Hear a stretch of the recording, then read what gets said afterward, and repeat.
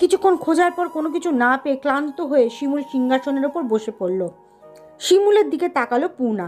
শিমুল উঠে সিংহাসনটি সরানোর চেষ্টা করছে। অনেক ভারী। পূর্ণাও হাত লাগালো। এক কোণে সরাতে বেরিয়ে আসলো ছোট্ট একটা কাঠের দরজা। শিমুল দরজা দিয়ে প্রথমে ভেতরে প্রবেশ করলো, তারপর পূর্ণা। ভেতরে মশালের আলো ঝলমল করছে। ছোট্ট একটি চকিতে একটা বৃদ্ধ মহিলা। চামড়া কুঁচকে গেছে দেখে মনে হচ্ছে শরীর থেকে হাড্ডি বেরিয়ে আসছে। বড় বড় চোখ দুটো তাদের দিকে তাকিয়ে আছে। আহ, কি রহস্যময় তাকানো। ঠোঁট দুটো নেড়ে বলছে, নিরুপমা। তার মুখে মায়ের নাম শুনে চমকে ওঠে পূর্ণা। তার মুখের কাছে গিয়ে বলে, আমি পূর্ণা, নিরুপমার মেয়ে। আপনি আমার মাকে চেনেন তাহলে? কে আপনি? বৃদ্ধা মিনমিন স্বরে ধীরে ধীরে সময় নিয়ে বলল, তুমি পুরো তোমার মায়ের মতো দেখতে।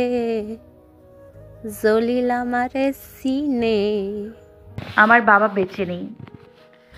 আমার পরিবারের সবাইকে মেরে ফেলা হয়েছে, শুধু আমার বোন আর আমি বেঁচে আছি।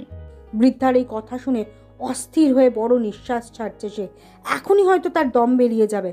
পূর্ণা চিৎকার করে বলছে, যাবেন না। আমাকে বলুন আপনি কে, এইখানে কিভাবে আসলেন? পূর্ণার দিকে তাকিয়ে বলল, আমি রহিমা। সাথে সাথে তার নিঃশ্বাস বেরিয়ে গেল শরীর থেকে। হয়তো সে নিজের পরিচয় দেওয়ার জন্য এতদিন বেঁচে ছিল। পূর্ণা হাত দিয়ে তার চোখ দুটো বন্ধ করে দিল। শিমুল বলল, তুমি তাকে চেনো?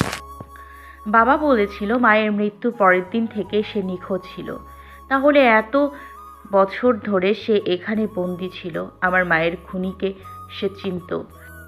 বিকট আওয়াজ শোনা যাচ্ছে। হয়তো দুর্গের আসল দরজা দিয়ে কেউ প্রবেশ করছে। পূর্ণা বলল, ভাই জলদি চলো, এখান থেকে বের হতে হবে। শিমুল চকির নিচের দিকে কিছু একটা দেখছে, ওই দিকে তাকিয়ে আছে। পূর্ণা শিমুলের হাত টেনে বেরিয়ে পড়ল। দুজনে গোপন পথ দিয়ে দুর্গ থেকে বের হয়ে যায়। রাত পেরিয়ে ভোর হলো। অন্ধকার দূর হয়ে আলোকিত হলো। আজকের দিনটা আনন্দ উৎসবের দিন। পূর্ণা চলে এসেছে নিজের বাসায়। মেয়েরা সবাই কনে পক্ষ আর ছেলেরা সবাই বরপক্ষ। সন্ধ্যায় বরযাত্রী আসবে। গায়ে হলুদের অনুষ্ঠান শেষ করে মেয়েরা সবাই মিলে বউ সাজাতে প্রস্তুত। লাল বেনারসি, সোনার ভারী গহনা, হাত ভর্তি সোনার চুড়ি। চৌধুরী বাড়ির মেয়ে বলে কথা, খালি হাতে কি শ্বশুর বাড়ি পাঠাবে? সব মেয়েরা নীল শাড়ি পরেছে, একই রকম সাজ, কপালে ছোট কালো টিপ, খোপায় বেলি ফুলের মালা। প্রিয়াও এসেছে। কি সুন্দর লাগছে তাকে। চোখ ফেরানো যাচ্ছে না। মায়ের মৃত্যুর পর থেকে পূর্ণার সাথে কথা বলে না। পূর্ণা একটু কষ্ট পেলেও বোনকে চোখের সামনে দেখতে পায়, সেটাও কম কি। সব কিছু প্রস্তুত। বিয়ের ভোজ শুরু হয়ে গেছে। এখন শুধু বরযাত্রীর অপেক্ষা। পূর্ণা মেয়েদের বলল, মেয়েরা তোমরা থাকো, আমি একটু আসছি। তাদের বিয়ে শুনে জাফর আর যারা চলে এসেছে। যারা মজার ছলে বলল, মাহিকে মিস করছো বুঝি? পূর্ণা লজ্জায় মাথা নিচু করে বলল, ছেলেরা তার সাথে আছে তাই একটু চিন্তিত। বুঝেছি ভাবি, আর বলতে হবে না। তুমি এত লাফিও না, আজকে তুমিও আটকা পড়ে যাচ্ছ। এই মায়ার বাঁধন থেকে ছুটতে পারবে না। একটু পর তুমি সারা জীবনের জন্য শিমুলের দ্রুত শিরিন হয়ে যাবে। সবাই কথা শুনে হাসছে। পূর্ণা বাইরে যায়। হঠাৎ দরজার পাশে অফিসার রুবেল আসে। পূর্ণা চমকে উঠে বলল, এক্ষুনি তো মেরে ফেলতেন। এইভাবে কেউ আসে? আপনি আবার ভয় পান নাকি? ভয় বলে কোনো কিছু কি আপনার মধ্যে আছে? আপনি এখানে কি করছেন? অনুষ্ঠানে আসছি, আপনারা তো দাওয়াত দিয়েছেন। তা বলিনি। এখানে কি করছেন সেটা বলুন। আপনাকে দেখতে আসছি। পূর্ণা বিস্মিত হয়ে আওয়াজ করে বলল, কি? আরে আপনার সাথে কথা আছে জরুরি। আর তাছাড়া আপনাকে দেখতে এসেছি। মাহিবিন চৌধুরীর হাতে মার খাওয়ার শখ জাগে নাই আমার। পূর্ণা মুচকি হাস। আচ্ছা, কি জরুরি কথা বলবেন? গোপন কথা চিৎকার করে বলবো নাকি? অফিসার, আপনি রসিকতা ভালোই জানেন। বরযাত্রী আসছে। মাহি তার বাচ্চাদের সঙ্গে নিয়ে আসছে। পূর্ণার দিকে মায়াবী চোখে তাকিয়ে আছে মাহি। লাজুক স্বরে বলল, এইভাবে তাকিয়ে আছো কেন? বাচ্চারা সামনে আছে। তোমাকে খুব সুন্দর লাগছে পূর্ণাময়ী। চলো বাইরে শিমুল ভাইয়ের সাথে দেখা করে আসি। শিমুল এখনো আসেনি। কেন? বরযাত্রী তো চলে এসেছে। শিমুল পরে আসবে জাফরের সাথে। বাচ্চারা এখন তার মাকে দেখতে চেয়েছিল, তাই চলে এসেছি। আচ্ছা, আমি বাচ্চাদের নিয়ে ঘরে যাচ্ছি, তুমি বাইরে যাও। বাবা একা সব সামলাচ্ছেন। আচ্ছা। দোতলা উঠতে দেখতে পেল হাসান আর প্রিয়া দুজনে দাঁড়িয়ে কথা বলছে।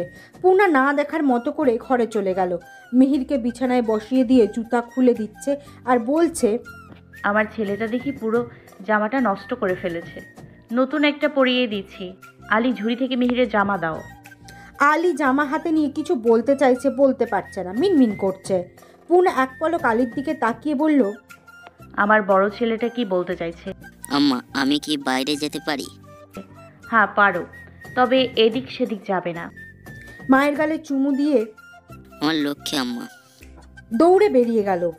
প্রিয়া দরজার সামনে এসে দাঁড়িয়ে কাঁদো কাঁদো গলায় বলল, আপা। আপা শব্দটা শুনে পূর্ণা চমকে উঠল। কতদিন পরে এই শব্দ শুনতে পাচ্ছে। চোখে অশ্রু চলে এলো। প্রিয়া পেছন থেকে জড়ি ধরে কাঁদতে কাঁদতে বলল, আমাকে মাফ করে দাও, আমি তোমার সাথে অনেক খারাপ ব্যবহার করেছি, ভুল করেছি। পূর্ণা বুকে জড়িয়ে নিয়ে বলল, আমি তোর উপর রাগ করিনি, তুই ছাড়া কে আছে আমার? ক্ষমা করেছো আমাকে? করেছি। প্রিয়া শক্ত করে জড়িয়ে ধরল। আমার প্রিয় আপা। পূর্ণা বলল, হয়েছে, চল আবার নিচে যাই। ঘোড়ার গাড়িতে করে বর চলে এসেছে। সবাই বর এসেছে বলে দৌড়ে যায়। মেয়েরা বরকে বরণ করে। পূর্ণার হাতে বরণ ডালা নিয়ে দাঁড়িয়ে আছে। মিনিট 10 হয়ে গেল, বর নেমে আসছে না। সবাই বলাবলি করছে, বর বের হচ্ছে না কেন। কেউ বলছে বরং লজ্জা পাচ্ছে। পূর্ণা মাহিকে মজার ছলে বলল, আপনাদের ছেলে কি লজ্জা পেয়ে বিয়ে করবে না নাকি? মাহি হেসে বলল, ছেলেরা লজ্জা কেন পাবে? লজ্জার কি আছে? আমি তো বিয়ে করতে দৌড়ে চলে গিয়েছিলাম। আসলে বিয়ের পর সারা জীবনের জন্য বন্দী হয়ে যেতে হয়, সেজন্য হয়তো ভয় পাচ্ছে। এক্ষুনি বরকে নিয়ে আসছি। মাহি ঘোড়ার গাড়ি কাছে গিয়ে দাঁড়ালো। পুরো গাড়ি গাঁদা ফুল দিয়ে সাজানো, তাই ভেতরে কিছু দেখা যাচ্ছে না। মাহি বলল, শিমুল, আবার নেমে এসো, দেখো মেয়েরা আমাদের লজ্জা দিচ্ছে। মাহি সাড়া না পেয়ে ভুল সরিয়ে দেখে সাদা পাঞ্জাবি লাল হয়ে আছে শিমুলের রক্তে। মাহি চিৎকার করে বলল, জলদি এসো, শিমুলের কিছু হয়েছে। হাসান রুবেল দৌড়ে গিয়ে তাকে গাড়ি থেকে নামিয়ে মেঝেতে শুইয়ে দিল। চারিদিকে হইচই পড়ে গেছে। কেউ বলছে এত রক্ত, কেউ বা বলছে মারা গেছে নাকি। বুকে 3টা ছুরির আঘাত। রুবেল হাত দেখে বলল, শিমুল বেঁচে নেই। সাথে সাথে পূর্ণার হাত থেকে বরণ ডালা পড়ে গেল। এক দৃষ্টিতে শিমুলের দিকে তাকিয়ে মাটিতে বসে পড়ল পূর্ণা। হইচই শুনে ঘরে আর বসে থাকতে পারল না শিরিন। লাল বেনারসি পায়ে আলতা সদ্য কোণে দৌড়ে বাইরে চলে আসে। এত মানুষের ভিড়ে তাদের পাশ কাটিয়ে সামনে এসে দাঁড়ায়। বর সাজে ভালোবাসার মানুষটা কি এইভাবে রক্তাক্ত হয়ে তাকে নিতে এসেছে? শিরিন মাথার কাছে বসে মুখে আদরের হাত রেখে বলল, শিমুল, এভাবে মজা করছো তুমি? দেখো, আমি কিন্তু খুব রেগে যাব। ওঠো, দেখো সবাই তাকিয়ে আমাদের দেখছে। সবাই বলবে শিরিনের স্বামী পাগল। আমি কিন্তু এই কথা শুনতে পারবো না। জলদি ওঠো, ওঠো না। কোনো সাড়া শব্দ নেই। শিরিন একটু থেমে চিৎকার দিয়ে বলল, শিমুল, এই শিমুল, ওঠো না। আমি তোমাকে কথা দিচ্ছি, আর কখনো পাগল শিমুল বলবো না, আর কখনো রাগ দেখাবো না। আমি আর দূর থাকবো না, ভালো হয়ে যাব। ওঠো। শিরিনের চিৎকার চারিদিকে নিস্তব্ধ হয়ে গেল। মা বাবা ছাড়া ভালোবাসাহীন শিমুল যখন ভালোবাসা পেল, একটু সুখের ছোঁয়া পেল, তখনই জীবন হারাতে হলো। 15 দিন পর লাল বেনারসি বিয়ের সাজে, হাতে লাল সেই সোয়েটার জাপটে ধরে খাটের এক কোণে বসে আছে শিরিন। পুরো ঘর অন্ধকার। পূর্ণা এসে দরজা খুললে ঘরে আলো প্রবেশ করলো। শিরিন চমকে উঠল, চিৎকার করে বলছে, আসবে না, এইখানে আসবে না, সবাই চলে যাও, কাউকে দেখতে চাই না। পূর্ণা খাবার প্লেট হাতে নিয়ে আস্তে আস্তে তার দিকে এগিয়ে গিয়ে বসলো। মাথায় হাত বুলিয়ে দিয়ে বলল, শিরিন আমার লক্ষ্মী বোন এমন চিৎকার করে না। বাসায় বাচ্চারা আছে, তারা ভয় পাবে। তোমার জন্য খাবার এনেছি, এখন ভালো মেয়ের মতো খেয়ে নেবে।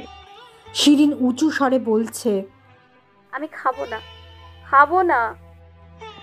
তোমাকে খেতে হবে বোন, যদি তুমি না খাও তাহলে তো অসুস্থ হয়ে মরে যাবে। তোমাকে তো তোমার শিমুলের জন্য বাঁচতে হবে। শিমুল কি আসবে? পূর্ণা একটু নিশ্চুপ থেকে বলল, আসবে। শিমুল ঘোড়ায় চড়ে আসবে, আমাকে নিয়ে যাবে, তাই না পূর্ণা? তাই। আগে তো তোমাকে খেতে হবে, সুস্থ থাকতে হবে।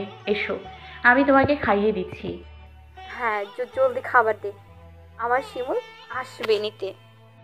শিরিনের মুখে খাবার তুলে দেয়, একদম বাচ্চাদের মতো খাচ্ছে। পূর্ণা মনে মনে ভাবছে, শিরিন এখনো বিয়ের কোণে সেজে শিমুলের অপেক্ষায় আছে।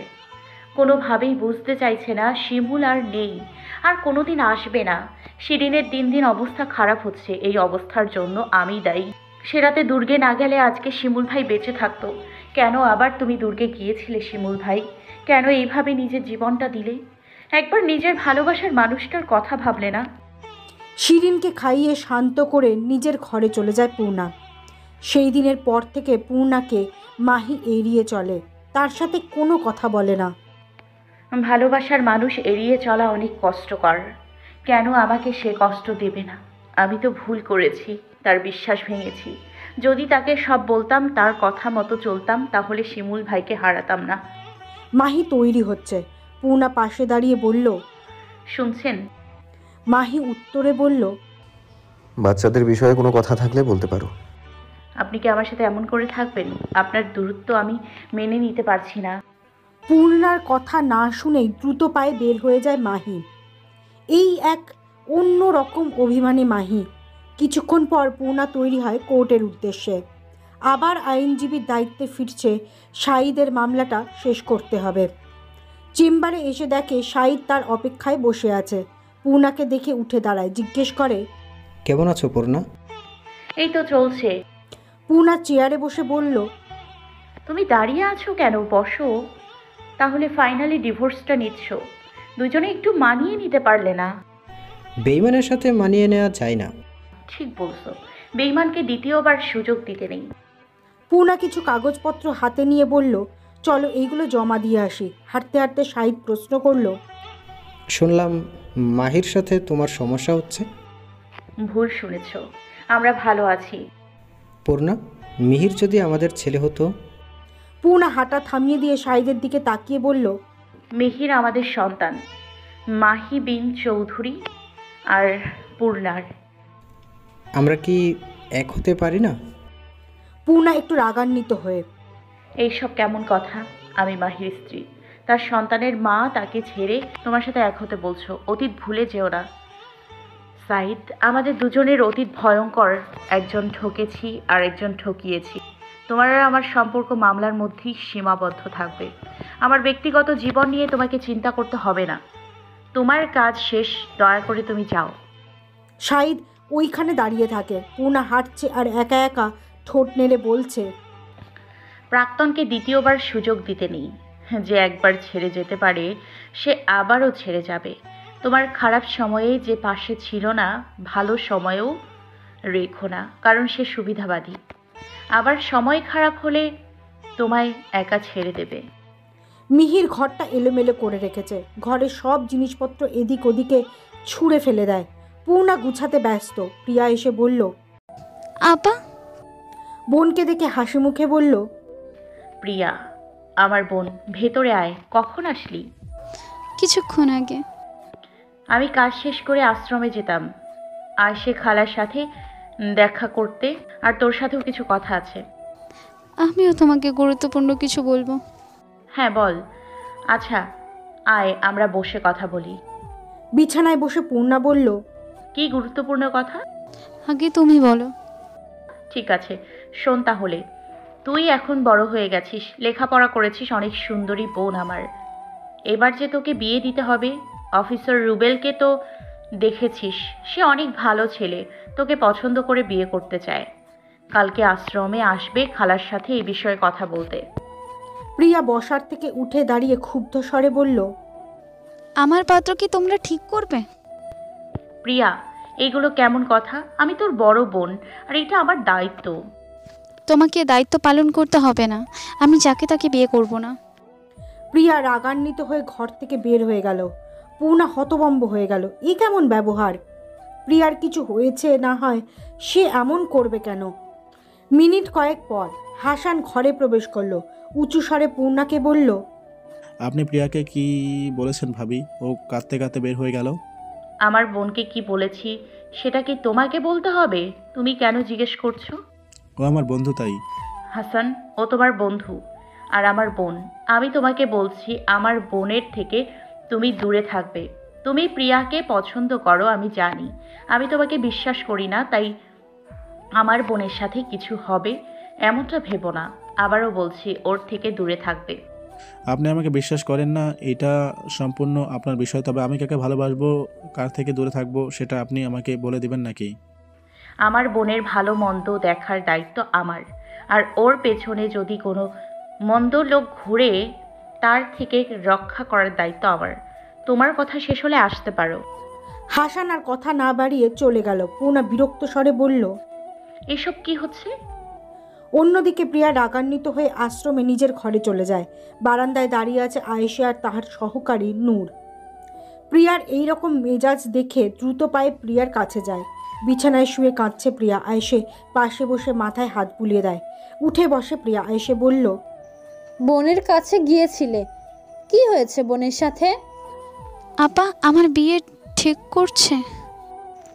তুমি তো বড় হয়েছো, বিয়ে তো দিতেই হবে। তাই বলে আমার মতামত নেবে না, যার তার সাথে বিয়ে দেবে? তোমার বোন কি তোমার জন্য ভুল কাউকে নির্বাচন করবে প্রিয়া? সে সঠিক কাউকে বেছে নিবে। আমি তাকে চাই না। পাত্রকে? Police officer Rubel. সে খুব ভালো ছেলে, আমারও পছন্দ তাকে। আমি তাকে চাই না খালা, আমি হাসানকে ভালোবাসি। আয়েশা চোখ বড় বড় করে প্রিয়ার হাত জোরে চেপে ধরে বলল, যা বলার আমাকে বলেছ, এই কথা মুখেও আনবে না। হাসানকে ভুলে যাও। পর্ণা যদি শোনে তোমার খবর আছে। কেন তোমার হাসানকে পছন্দ করো না কেন? ওই পরিবারের কারুর সাথে জড়াবে না। দেখনি শিমুল বিয়ে করতে গিয়ে লাশ হলো। আপা তো মাই ভাইকে বিয়ে করেছে। তোমার আপাকে জোর করে বিয়ে দিয়েছি, আর তোমার আপার সাথে আজমির কি করার চেষ্টা করেছে ভুলে যেও না। হাসান তার ভাই, কে জানে সে এইসব এর সাথে জড়িত আছে কি না। হাসান এই রকম না খালা, সে অনেক ভালো ছেলে। আয়েশা ধমকের স্বরে বলল, হয়েছে, হাসানকে ভুলে যাও। যার সাথে বিয়ে ঠিক হচ্ছে তাকে বিয়ে করো, এতে তোমারই মঙ্গল। আয়েশ ঘর থেকে বের হয়ে যায়। নূর এক নজর প্রিয়ার দিকে তাকিয়ে আয়েশের পেছনে বের হয়ে যায়। দুইজনে আয়েশের ঘরে যায়। ক্ষিপ্ত স্বরে আয়েশা বলল, এই মেয়ে কি বলে শুনেছিস নূর? চৌধুরী পরিবারে যেতে চায় মরার জন্য। ফেরজাদ সাহেব শিমুলকে জামাই হিসেবে চেয়েছিল। তাদের ভালোবাসা পূর্ণতা দিতে গিয়ে শিমুলকে হারালাম। আমার ছেলেটা চলে গেল, আমি ওকে ভুলতে পারি না। আমার চোখে ভাসে, আহ আমার শিমুল। একটা বিষয় আমাকে খুব ভাবাই আম্মা, পূর্ণার পুরো পরিবার খুন হলো, আজমির, শিমুল সবাই মারা গেল। আজমির পূর্ণাকে মারতে গেল, তখন পূর্ণা বাঁচল কে? ঠিক, সবাই মারা গেলেও পূর্ণা জীবিত আসলো। এমন কেউ আসছে যে পূর্ণাকে আঘাত করতে চায় না, তার জন্য অন্য কাউকে হত্যা করতে পারে।